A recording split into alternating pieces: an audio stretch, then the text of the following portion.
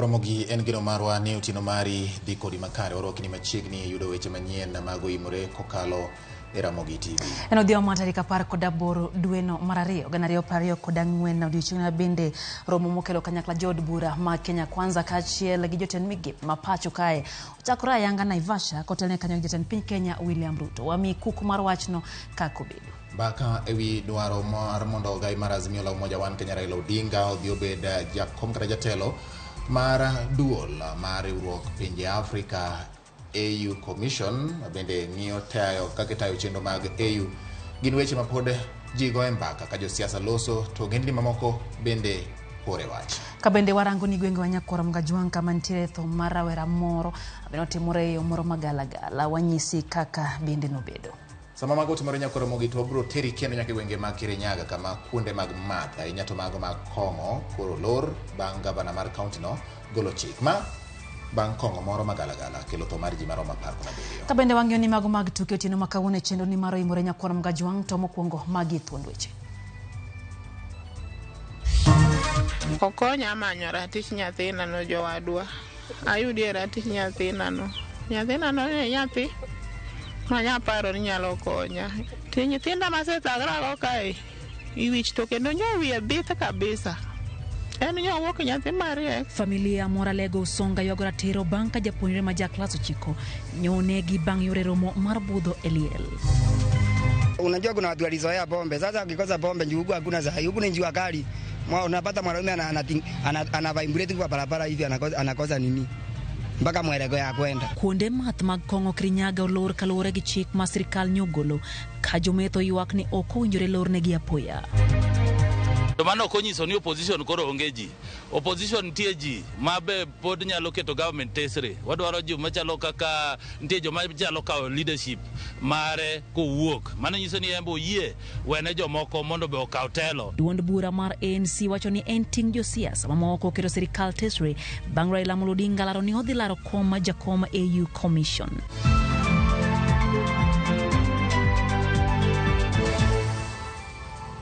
Lizo tieno loko na weche gi odhiambo kawuono nyakoro mgajwang bethuolo mar miyo wapachi wago kodi mbaka lai mana kaka pile en aria deka ochono ka bende wantiere tudruok mago mag mbui duto kama oting'o Facebook gi YouTube duto warwake pachi odhiambo makawuono. Machiegni nyinga Lydia Okeo. Koro chakruok nyaka giko nyakoro mogi nyinga en George Bati. Anyuola moro e gweng' mangura mantiere Alego Usonga ywago ratiro en George Bati. Anyuola moro e gweng' mangura mantiere Alego Usonga ywago ratiro bang' nyathigi mawuoyi ma jaklas 9 nyonegi kanyore kowuok e budho moro mar otieno e dala moro mancha lielo timore. Ian Lawrence otieno nyomonji gi ji moko mayangore ni jogweng' nong'eyo kendo ma ochonegi. Kaka Judith Omondi lero achiji 5 osemaki kod obila ka jal moro achiel to ne oringo kendo pod imanye. E kar dak mangura Lego Usonga en lit kod kuyo ne anyuola mar japuonjre ma oseyang kaka Ian Lawrence otieno Manyien kod jonjore otieno mapiny rugonge. Nek maya ni otimore ka werano nyori kowuok e budho mang'el manyocha otimore Kachoyo chiemo kode bang' tieko chiemo gi mos adek kama to owuok nyathicha gombinja lwiyo ka bi akucha ka biro chung ka lwiyo to wachiemo to kako lwiyo no to wuora ni oyudo koseyieng to wuok woko to goko na kanyo kora wega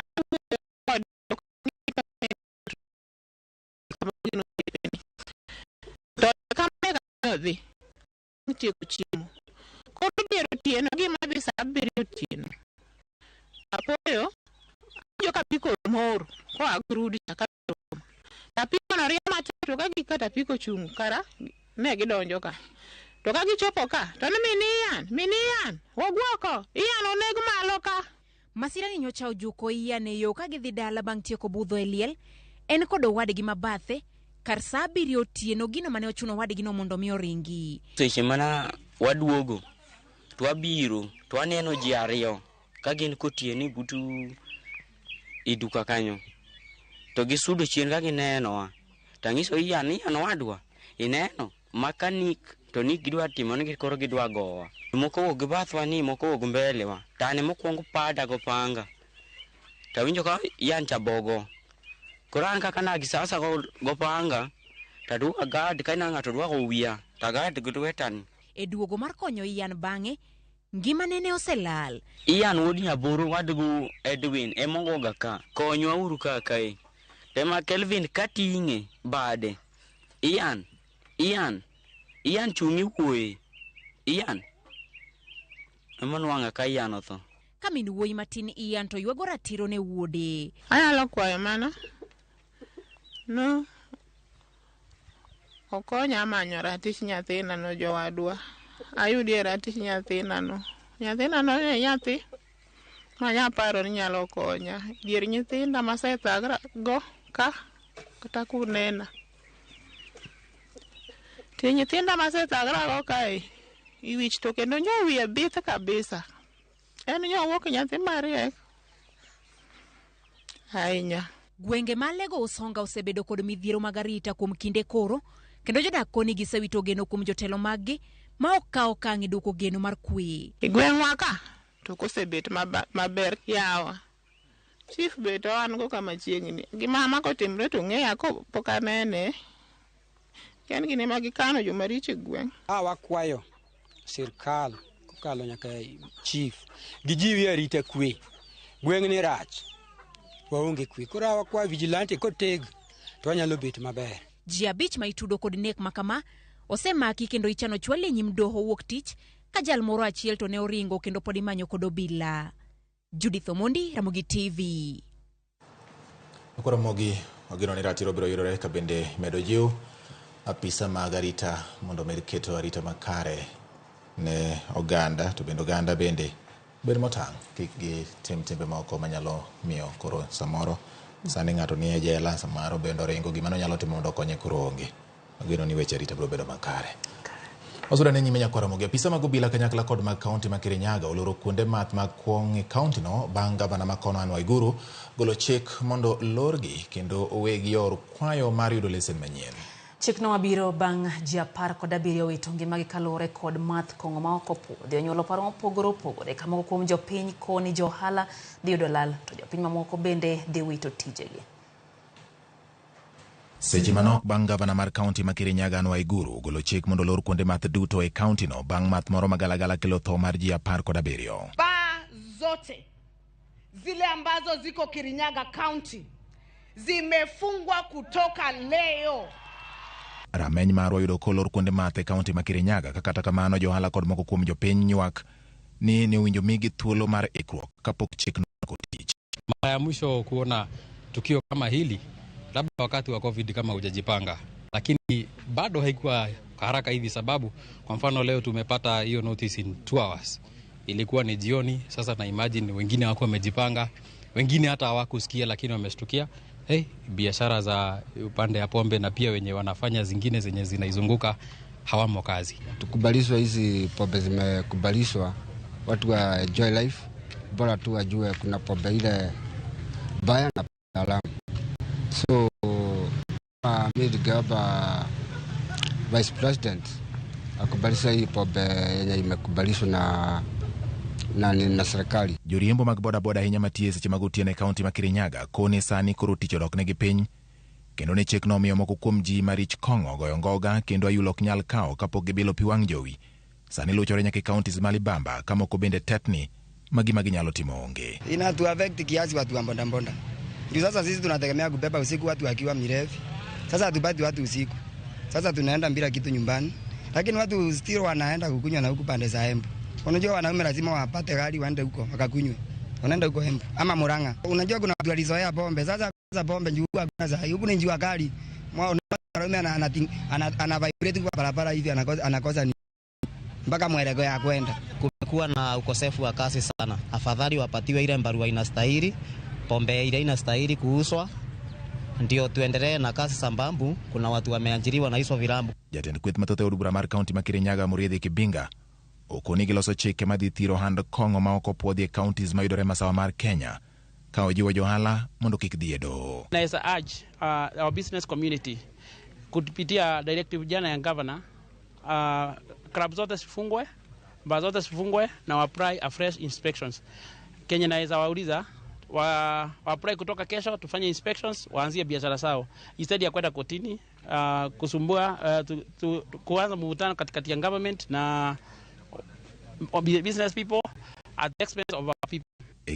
Mongiro migawo mar thieth Mary Mudhoni olegen kod chenro mar manyo johocho mondo konji mamath kongo osekelo negi midhiero. As a department, we will be able to go back and look into our psychologists and counselors and see if we can bring psychologists to the counties and also deal with the ones who are already existing there.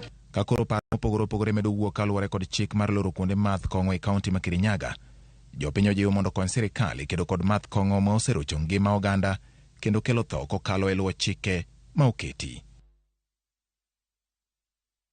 Piny owacho chakayanga romo mar jotend sirikal kama oting'o jood bura duto ma Kenya Kwanza kod jotend migepe ma pacho ka romo motelo gi jatend piny Kenya William Ruto. Romo ma kamage to rango kaka jotend migepe kaachiel kod jood bura osebedo ka tiyo kuom higa achiel mokalo ka bende gibiro bedo kod thuolo mar chano kaka gibiro tiyo higani ahinya kotenore kod manifesto mar sirikand Kenya Kwanza. En romo mibago higa ka higa. Romo ni ochakore ayanga kawuono e boma ma Naivasha e kaunti ma Nakuru. Kotiele gi jatend piny Kenya William Ruto kotwak gi jofombo. Jawache lo piny owacho Isaac Mwaura olero ni romo ni geto menyo kaka jood bura ma Kenya Kwanza kaachiel gi jotend migepe ma pacho ka osebedo katio. Siku ya kwanza tarehe 19 ndo kesho tutakuwa na wabunge wote katika kutoka bunge la seneti na la kitaifa ili kuangazia ni mambo gani ambayo tutapiga msasa pale. Alafu tarehe 20 mpaka 21 tutakuwa na wale ambao wanakaa katika baraza la mawaziri wenyewe, makatibu wakuu wa idara za serikali na maafisa wa ngazi za juu za serikali ili kuangazia ni kipi ambacho tumekifanya katika hii the better plan, yani hii manifesto yetu hii. Bende gigeto yango yore makare magneno ne gitiyo ne oganda jo Kenya anyato kalore gi manifesto mar Kenya Kwanza kaachiel kod singo mane gimiyo oganda jo Kenya. The retreat will also give the government an opportunity to evaluate the achievements made over the last 17 months with an aim of consolidating the gains made in order to create synergy for the execution of programs and activities in the 2024 calendar year. Mwaura wacho ni nyake sechege piny owacho sechopo kare singo mar 232 kama owacho ni en ranyisi ne piny owacho temo duto manyalo mar chopo kare singo mane omiyo oganda jo Kenya kotiyo kod kaduoko piny nengo mar ngima. When there were protests in this country, it was really about people feeling that the government is not doing enough as we promised. And it's actually good to acknowledge that things are actually changing now.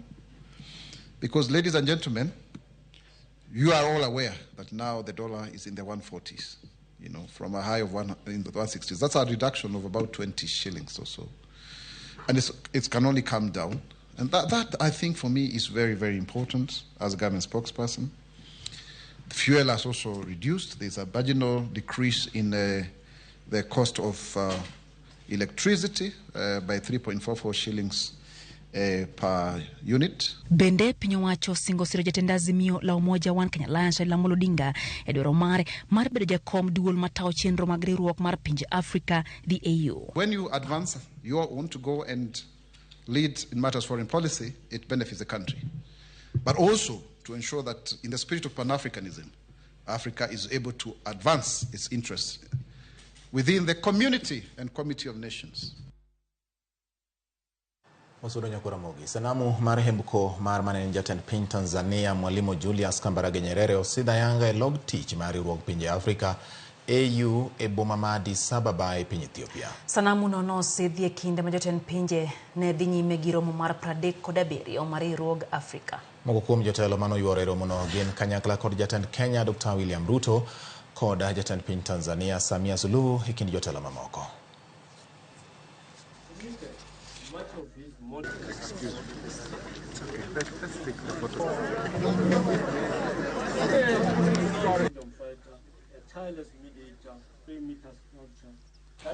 Duond bura mar Amani National Congress ANC ko jodito mage okoni bedo ni ogai mar azimio la umoja wan Kenya Alliance Ramogi Odinga oselando ni odhi manyo kom duol matao riwruog Africa AU Commission okofulo ni onge ji motegno makoro biro kawo thuolo mare mar keto piny otesre.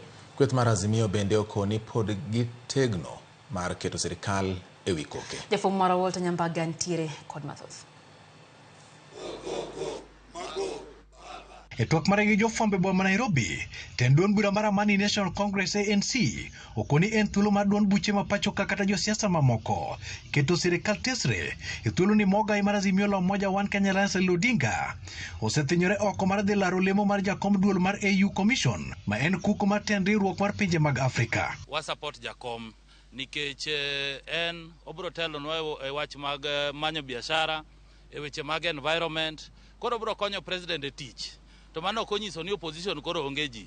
Opposition nitie ji mabe pod nyalo keto government tesre. Wadwaro ji machalo kaka nitie joma chalo kao leadership mare kowuok. Mano nyiso ni embo yie wene jomoko mondo be okaw telo e opposition. Tende ANC okoni jotelo mondo osir Odinga kendo ka giketo tenge pogruok mag siasa mathurka ni mar lemo no biro konyo Kenya e weche dongruok. We want to ask him to take it as a Kenyan issue together with the president and do every necessary step to bring our neighbors on board.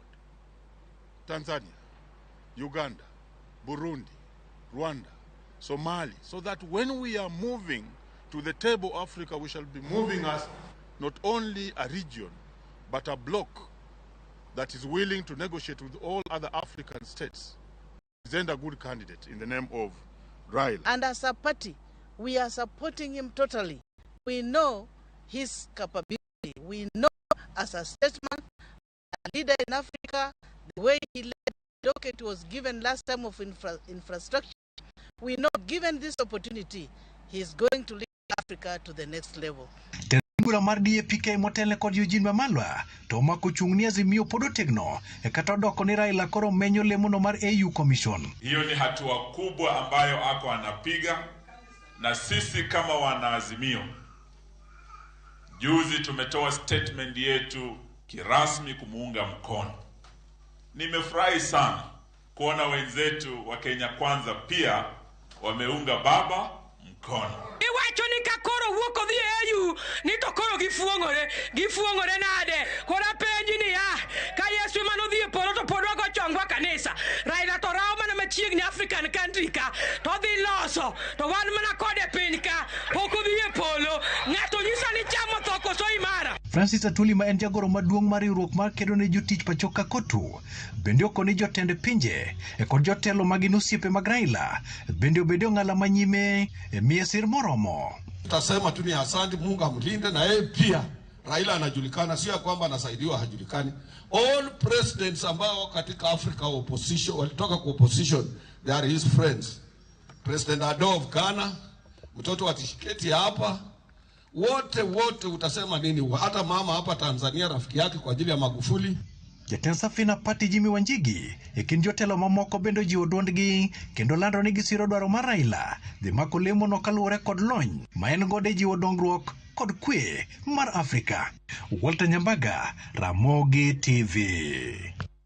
Jatend migawo matudruok lony manyasani yango ni tend Kenya Kwanza dhi nyime gi chopo singo mane gichiwo ne oganda jo Kenya ndalo manyombulu ahinya to ne jodak manyanza. Owalo wacho ni sirikal koro osechulo gope mag jopur niang' gino ma osebedo kathiro dongruok mar sekta no. Bendo yango ni bero dho wedhe alwora mar Nam Lolwe dhi nyime kendo en gino mabiro medo jolupo yuto. Nolose kanisa mar Hera mayudre Rabuor e seche mano yuore alam e kar lamono.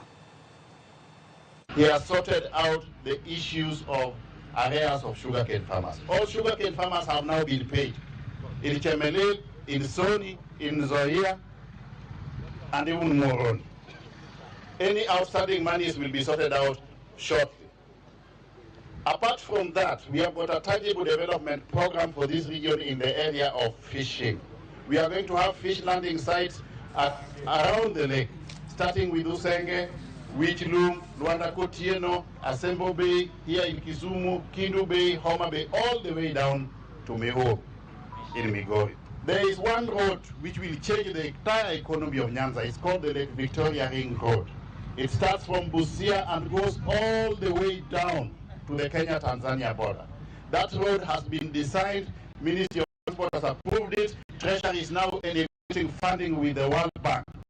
If this road is done, the economy of this region will be opened up completely. for purposes of entrepreneurship and trade. And we are ready and willing to work with all the elected leaders, irrespective of their political parties, those parties which they were elected. We will work with the governor, we will work with the senator, we will work with the MPs, but on one singular agenda of development for the benefit of the people. Mago mag siasa wateri nyake county ma Migori nyakor mgajuang kama moko kuom jokanyo mag duond bura mar UDA county ma Migori ywakne tend Kenya Kwanza poko miyo gitije karabed ni ne gitiyo matek ne duond bura mar UDA yiero ma higa mag 2022. Ka otelnegi kod jatend ojende duond bura mar UDA Polo Keyo gidwaro ni kata giwacho ni thoth jogo ma oyudo tich e tend Kenya Kwanza mawuok e gwenge ma Kaluo gin jogo mane ok osiro kata UDA yiero maduong' mag 2022. Bende giwacho ni moko kuom jotelo ma Kaluo ma oseyudo tich e piny owacho temo dino ne jogo ma pok oyudo tich kendo koro gitemo pogo jokanyo mag UDA ma ya gwenge ma Nyanza. Konu ni jo UDA ma tiyo ne president wa poko tiego te 3/4 mag jomo ndiki ma serve sirikand Kenya Kwanza ne gin jo Azimio, joma moko modong ne gin jomo luor makate ute gi nogi go kure gwenge gi omiyo jomoko kusenwango tich e lo jomoko weuru tiyo gi thuolo mar nwango tije mar pogo oganda mag UDA. To Migori ka nitie minorities bende ma poko yudo lemo mamoko, jo Soba poko yudo gimoro, jo Kisii ma Migori poko yudo moro, Orieche ma Migori poko yudo gimoro. Koro nwagombo ni that picture maler mar miyo ji te manogo kura ne party lemo kaluwore gi gima nwayudo ne otimre samo winjore. Wach mar ni eti ng'ato oseyudo lemo maduong' e sirikal maduong' to mondo mi oywa lwete mondo mi okony vijende ni chuno ni nyaka go chong piny lame ni nyaka oyier joma lame ka magi jomo miyo priority magi jomo konyo. Wachno ok wadwa ni gini obed inclusive ken vijana from Migori to bed ni konyo vijende go te. Dakika en 23 nyakoro mgajuang bang' saa 3 mar otieno chenro en OIMORE kamano kuom medo kete mana ka Ramogi TV wakaw yo matini kata kamano kaka pile nwasimogo kodi mbaka winjie pachi kotenre gi weche gi mwai eno kanyo ka jakom Gideon Midega nyakwar Dorka wuodo yo ma Ogango kanti Kisumu owacho ni walemo ni mondo jakom Raila Odinga oyudo komno mar jakom commission mar EU kanyo bende ote kanyo moya ira Mikai Kilok mano kanyo Mama Sonko achano sachaken kaka pile kendo mora hinya gi chendo Jen Lucas manyar Kanyada kawuok Migori wachoni weche gichopo ne yo makare to mos ni mama Alego Usonga moito wuode e yo ma ok ber Nyasaye ne kabenano ka Elvis Odhiambo Belo ku Garissa wachoni ineno yo makare gin kod lungone Thomas Udori Nyaguok kendo wachoni news lair mora hinya ka ndi benano ka wachoni Daddy Cool kod Lydia Ramogi nino maler West Kenya Mkago Maxwell Nyakwaro duol kawuok Migori County pero kamano en beno neno yo makare Casto Velma Ramogi nino maler dala mar Olosi Junior Odira kawuok Kudho Ramogi TV yo makare gin gima mane kendo omora ahinya kabinano ka Longoni Wilberforce Otieno wachoni kata bed ni late kamano to OIMORE ok nyal baya mokwonga yie ni Ruto is a terrible political artist wacho kama nikech government of the day takes 98% of the EU secretariat makoro tinga koro Ruto opange maber gik moko adek ma dhi timore ka Raila yudo tich mokwongo kaluwore gi Wilberforce ne 2027 Ruto nigi thuolo mayot nadko report biro sort out Azimio principles kaso wacho ni onge wach mar ni koro ng'ato emiwinjo duonde e oganda ma Kaluo wacho ni en ni koro joma ochung' manya telo nyaliore to joma jopiny ohero demokrasia yiene kito gi yiero mano kaluwore gi party ana miluongo Wilberforce ratiro onyalo neno kako yungo abro gwelo Wilberforce ratiro machiegni Fenia Tieno wacho ni awasi boda weche gichopo yo makar listen to Buya to wacho ni Kaumus ogol Joash wacho ni en bende kodwa Florence Cartel to wacho kanyo ni owuoro to marawera matin jone kara kamano justice will prevail wacho ni Jared Ogalo gimtigo kanyo Kaumus Vincent Kajomo kantie game rise sublocation wacho ni en bende osecheken kaka pile wacho ni gima odwaro malich en dongruok e ward ma Kajomo eno bende ka Faith Muzomo wacho kacha ni chama iko imara Bensuda a woman who talketh in capital letter aparo ni Faith kong'iyo mama county to neno ka bigene bende kaka nyathi manyako ne ambo nyalo bedo jatelo ina naye Irene Kerubo iwacho kacho ni intie Beirut Lebanon weche gichopo ni makare otieno jao kago kantie North Kenya mkagero kamano komote mari jamtauda awasiboda neni kacha kaito mako jwangu David Omondi wacho ni Medusa otimnegi gimoro chalni poda tudruok bera ni anya Desemba mar Ramogi kwa mwono jogo mbende osebedo ka opyuda wayo makare ogeno ni gibro yudo machini kecha Medusa magwa obedo kilo ni weche na ganeno ni wabido ngirore elwasi marwa Pastor George Maro Jesus Fellowship ne kodwa kendo wachino mora enya timo mos ne miyo ma nyathine athoyo magalagala ikinde mano wuok arita na Pastor ko chabene ne kodwa kendo wachino mora enya kodwa kinde duto ka wakilo weche matimore wachino Ramogi miyo ganda tindo bedo gi ng'eyo mathoth ahinya nyaka joma gimedo bedo mang'eny koro tini kelo ne geyo mothers architecture CEO Ano Evans wacho ni bende en kodwa kendo mor ka wacho ni mondo ikaw mos Lydia lakini wan kaka yuta dwen malemo ne jakom lemo mar kom yuno Ramogi lerno kendo gimgilo bena CEO Karen Kacha mano architecture Evans oyo matenya kwa Ramogi ka waduogo to nikech singo en gowi odwan gi mathoth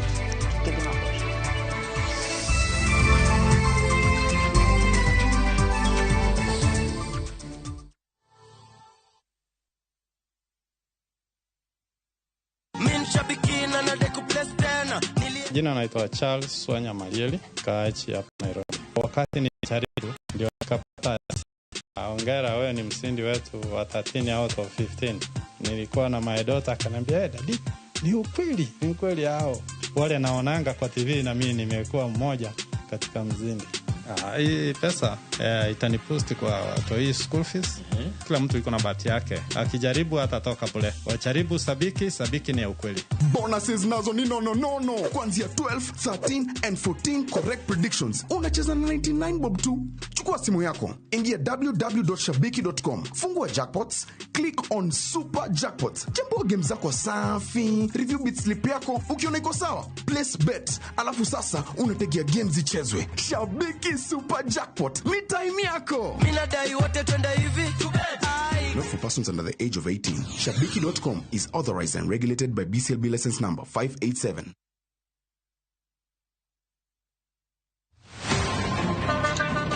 Tuanze kulipa kadi sasa, na kadi ni cashless. Umesema tunaweka pale? Na kwa ile namba. Mimi niko na cash. Nisaidie do namba yako ya simu. Na kusort. Kain jawuoth mar matatu e safar machiegni kata mabor. Non kendo yang ni chulo fare mari kokalo e yor mbui. Nonane ka yudo receipt mari e simbi. Kama sira ujuki kendo idwaro ni ochuli gi kambi mar okumba. Receipt mari kata digital receipt eneno mari ma ibiro golo. Ka in wuon matatu dwarore kokalo kuom okumba mari mondo ibed gi yore mag chudo kokalo e lony manyasani. Mondo matatu mari oyud okumba. Mambo ni digital. Tudri gi jal ma uso okumba mondo ing'e mathoth.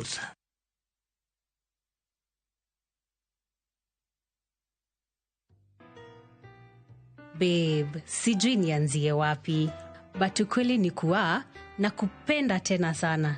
Nikiwa na wewe, usikia nimekamilika. Kwa busu lako, kumbatio lako, aki nguvu uniisha. Tabasamu lako hunimaliza. Sema tena nisikie kuwa unanipenda na hutoniacha kamwe. Na kupenda sana mpenzi. Dial *811 *447# to get nakupenda mpenzi.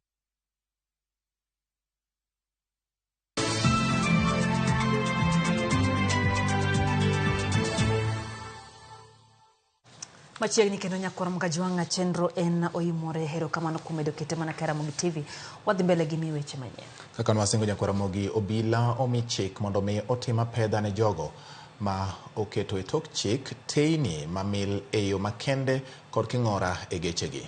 Jatend jotije sirikal Felix Koske ogolo chik makamano kolero ne nyamburko ma opuodhi ne bedo gi king'ora kata teini makende gin magobila geche makonyo e nego mach, ambulance, geche mamoko ma opuodhi ne weche magarita kod mamoko ma oyiene gi keto teinigo nikech kedo gi masira mawuok apoya. Chik makama ogol ka olero ni giseyango ni nitiere nyamburko mathoth masani tiyo kod king'ora e tok chik. Nyamburko go riwo koda ka mago mag sirikal kanyakla kod mag ji giwegi. E ote mare Koskei okone ng'ata ma ibiro yudi ka tiyo kod teinigo ibiro kawne okang' mar chik.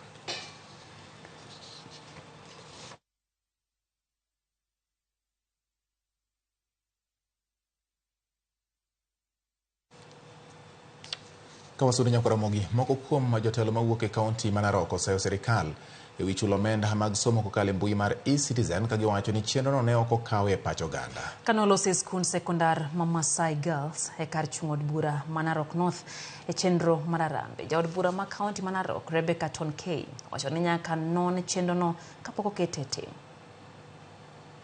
Tuko na mambo ya eCitizen ambayo wazazi wameambiwa walipe pesa na eCitizen. Hao wazazi wamelalamika sana. They don't even understand what is eCitizen.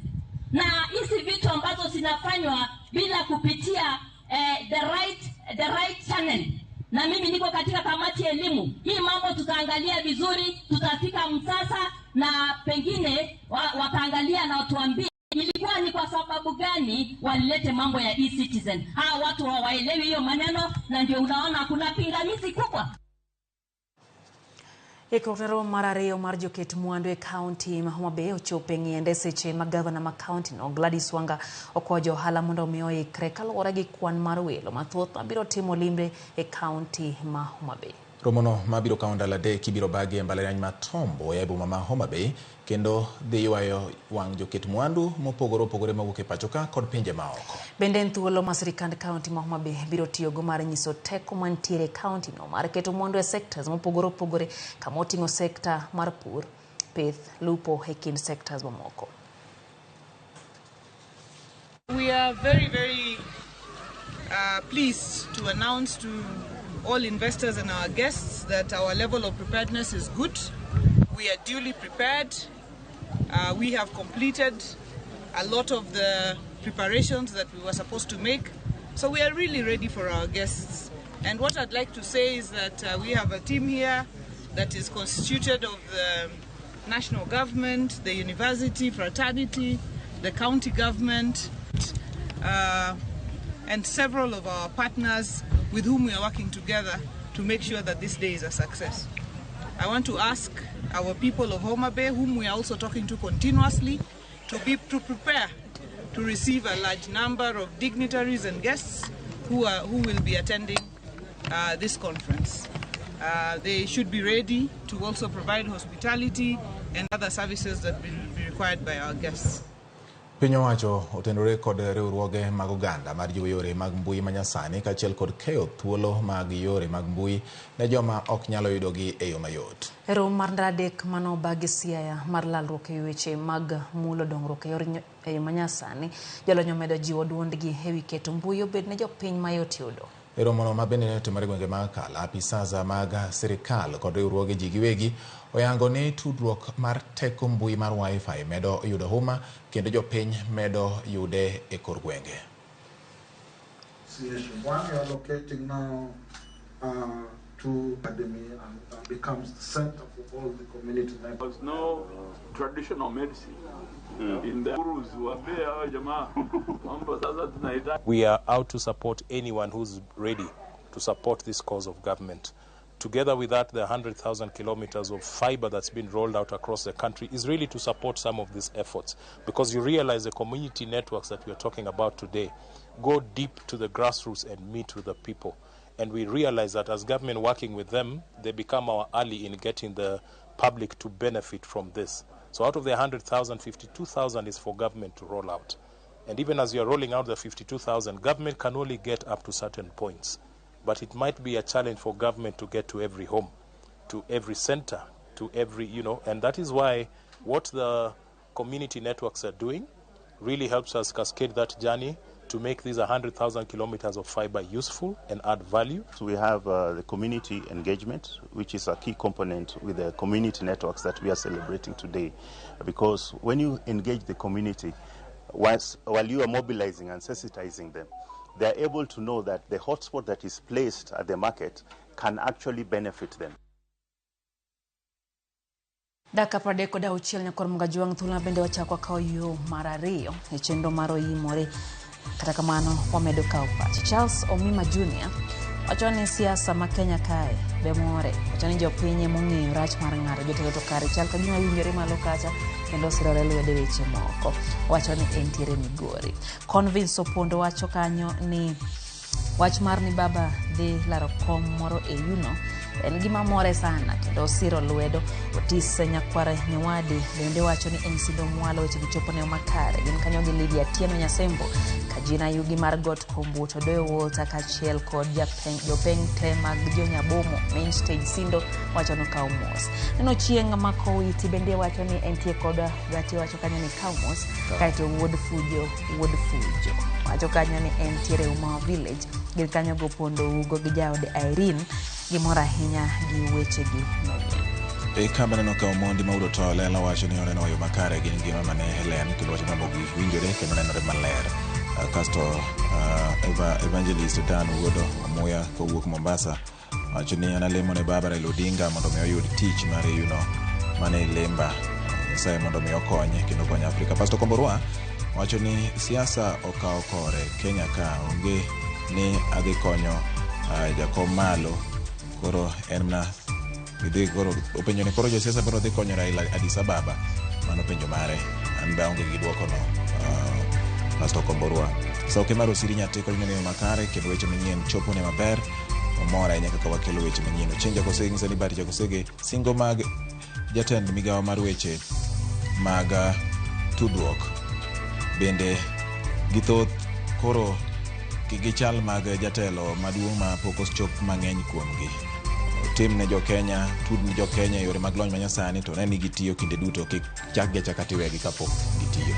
Honorable Cosmos Odhiambo wacho ni ento omora hinya ni baba DAU obio ne tiagas matin jo Kenya olo baba gi tiagas mondo joma wacho ni romo gin bende giwuogi ging'anyo ane kaka ging'anyo mondo abede gi thuondi mamoko ni Raila to dio mano pach Cosmos kata mano en tich okay ni koyudo kom to ditiyo. Felix Jumbe to wacho kanyo ni NTA South Sudan oneno wayo makare. Boaz Olanga Obura to wacho kanyo ni en bende omora hinya gi wach makamano. Stephen Oginga governor to wacho kanyo ni wacho ni penjo ni ponono ni baba odhi oyombo wacho ni ponono ni baba odhi oyombo kom na to kolande Agora Ramogi yemo wadhi ywe wadudo ka odugo polo an gi mathoth omiyo kamoro moro ma intie kikidi mabor ma en Ramogi TV weche manyien OIMORE.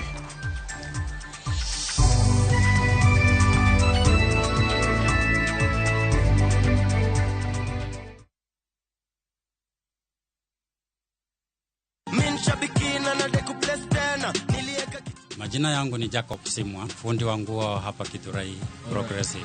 Sikuwa na picha yote ya kwamba nimeshinda, lakini nilipoamka tu nikaona ka ujumbe ndio nikajua pombe hapa kuna mazuri. Furaha ambayo hata singeweza kusimama, singeweza kuamini. Sasa wasiwasi ya karo sina. Si kitu ya kupatisha ya kwamba wacha nione ni kama nitapata. Mtafutaje achoki. Lazima paka ukichoka uone umefika mwisho kwenye unataka. Shabiki Midweek Jackpot. Sasa unacheza na 49 bob tu na unashinda 1 million Kenyan shillings ukipredict 13 games correctly. Na mtu wangu, hausikii kuna massive bonuses for the 11th and 12th correct predictions. Hapa ni madoo tu. Usipitwe na hii. Fanya aje mtu wangu? Ingia www.shabiki.com, click kwa jackpots, select Shabiki Midweek Jackpot. Chambua games zako 13 safi. Alafu wekelea bet yako. Imagine ni rahisi tu hivyo. Cheza Shabiki Midweek Jackpot. Pia wewe tukuite milionea. Mina dai wote twende hivi. Not for persons under the age of 18. Shabiki.com is authorized and regulated by BCLB license number 587. Nini nakupea stress? Ni bills. Kaa alifanya jana, atafanya leo. Ni rent. Kaa alifanya jana, atafanya leo. School fees? Kama alifanya jana, atafanya leo. Ni mambo ya ndoa. Usiwe na wasiwasi. Kaa alifanya jana, atafanya leo. Juu yeye ni alpha na omega. Dial *811*281# to get at a tender.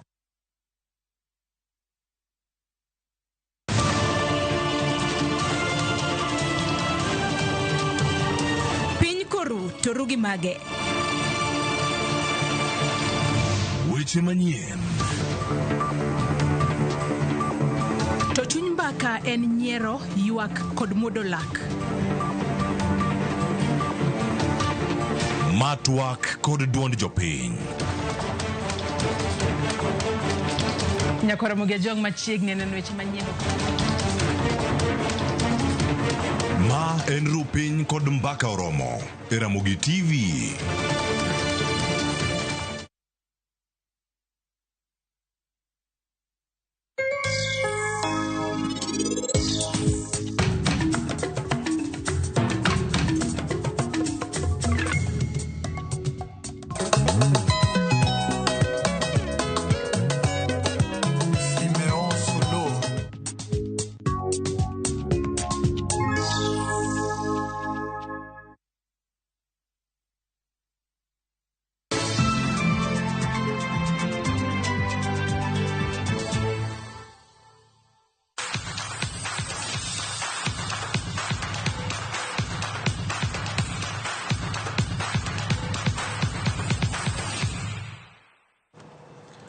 Ramogi wasingo ne waduogo bang' thuolo machuok kende koro waduogo meduru manandiko no aute moko bende nitie manyalo miyo kata ne samoro ngima tek tibedo mamor ibonjo matin. Kakamega Homeboys owuok amodhi marano gi nono gi klab mar AFC Leopards ka klab mar Tusker omero jo bengi ma KCB gi gonde 2-0 e tuke mag adhula mag lig maduong' ma pacho ka. Elak ma polisa ko klab mar Kariobangi Sharks no owuok amodhi gol 1-1 gi klab mar FC Talanta. Alex Juma noloyo ne Talanta gol mar gi dakika mar 41 kapok jatugo John Makwata loyo ne Kariobangi Sharks gol mar gi dakika mar 76. Chris Rambo kaachiel gi John Joguna noloyo ne Tusker.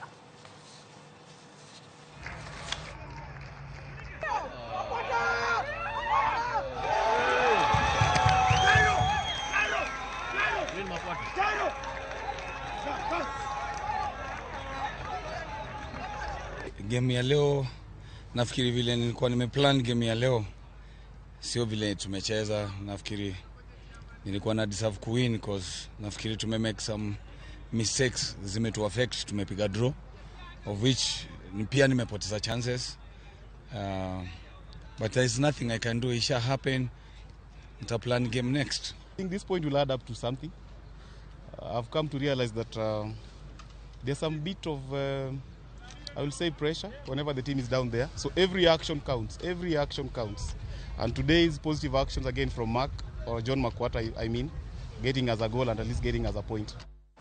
Klepe mag Ulinzi Starlets Kisped gi Kenya Police ong'ado tiko mar round mar timbe 16 e tuge mag FKF Women Cup mano bagi e pewe mopogore pacho ka.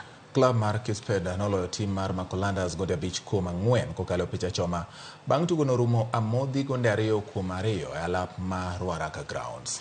Ajuang Linda noloyo ne Kisped gol mokwongo e dakika mar 15 kapok jotugo Aguvaya Helen Giorigi Joylin loyo gonde mapiyo ne klab mar Makolandas. Achieng' Asha kata kamano noloyo ne Kisped gol mogik kendo tero tugo no e opich achoma. Kwanza anaukunja mpira unaamka juu ya had more ball possession in the midfield, so we won all the battles in the midfield. So that shows that we did so well in the midfield, and that's why you could see the goals coming from the play. Despite the penalty, I think they could have even scored 2 or more goals. But as I always say, they are kids, they're still learning. So I know they've gotten something from the game. Last time it wasn't easy for us. We were knocked out by Ulinzi at the quarters. This time we said we are going for it, even though it was this is our second time attempt.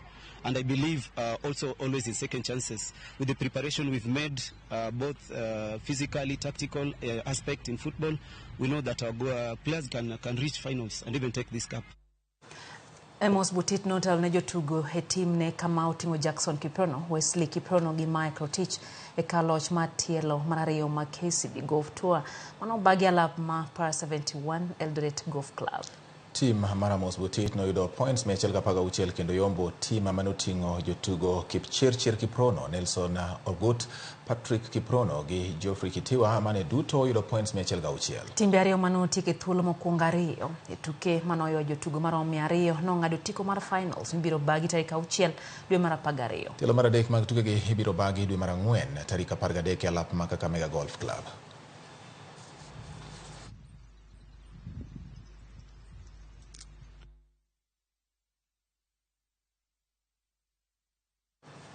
Tuke mag chess mokelo kanyakla timbe mawuok e sikunde mapacho ka Oruma Yanga e skund Brookside School Buore Nairobi.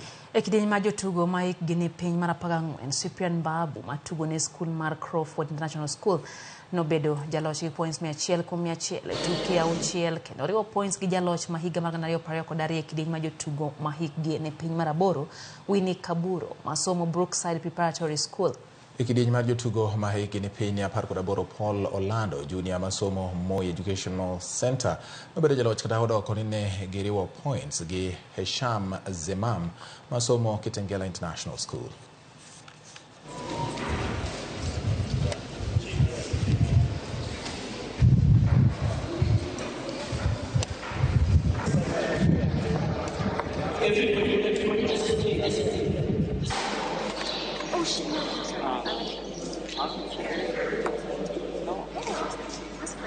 From here, we have offered to give 2 slots to join the national team in Africa Youth, which will be happening in June in South Africa. We also have another team that we are selecting currently at KCP Ruaraka, which will be heading to Hungary for World Olympics.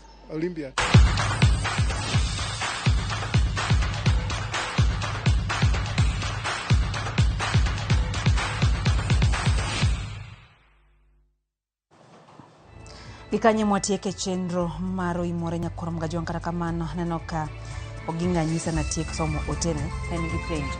Stephen Oginga nawe gi nuso penjo kachane pono ni baba odhi oyombo to kolande dio yiene jo Kenya ya kae to dhi nyaka Addis Ababa to en Marindi yiene be wuok Marindi odhi Addis Ababa Ethiopia to ong'any to kopono yiene gidhi pend chik mane modhi tiyogo ma Kenya kakoso ma Ethiopia. Rakamano wacho nokoyo maber ne baba kendo yo makare ahinya wacho ni jo Marindi Kanyada asego dala kwayo ne hawi makare sema koro di atieko gi badi. Kora kiani ng'abe duoke ang'o chikite kaka wanene ki nyapa ne nyaduoke.